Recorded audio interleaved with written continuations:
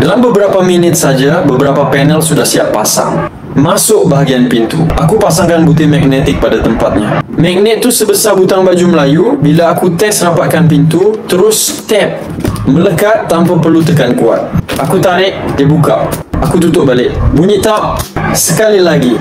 Masa tu aku dah yakin pintu ni memang takkan terbuka sendiri bila rak bergoyang. Seterusnya aku pasang roda. Ada 4 roda. Aku terbalikkan panel rak tersebut untuk pasang dari bawah. Masukkan batang roda dan tekan. Terus ketat.